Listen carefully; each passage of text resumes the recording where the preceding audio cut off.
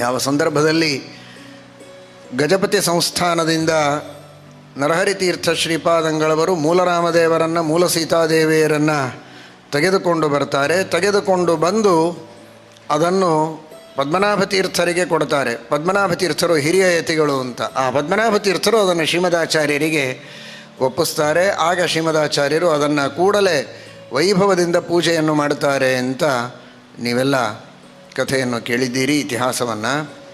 ಆ ಸಂದರ್ಭದಲ್ಲಿ ಪದ್ಮನಾಭ ತೀರ್ಥರು ಆ ಪ್ರತಿಮೆಯನ್ನು ತಂದದ್ದನ್ನು ನೋಡಿ ಸಂತೋಷಪಟ್ಟು ಅದನ್ನು ಸ್ವೀಕಾರ ಮಾಡುವಾಗ ಅನೇಕ ನಾಮಗಳಿಂದ ರಾಮದೇವರ ಸ್ತೋತ್ರ ಮಾಡುವಾಗ ಬಳಸಿದ ಒಂದು ಶಬ್ದ, ಅದು ಸತ್ಯಾತ್ಮ ಎಂಬ ಶಬ್ದವನ್ನು ಬಳಸಿ ಪದ್ಮನಾಭ ತೀರ್ಥರು ಅಂದು ಆ ಮೂಲರಾಮದೇವರನ್ನು ಎತ್ತಿಕೊಂಡದ್ದು ಇತಿಹಾಸದಲ್ಲಿ ಉಂಟು. ಹೀಗಾಗಿ ಅದು ನಮ್ಮ ಹೆಸರು ಅಲ್ಲವೇ ಅಲ್ಲ, ಅದು ಮೂಲರಾಮದೇವರ ಹೆಸರು, ಅದು ಪದ್ಮನಾಭ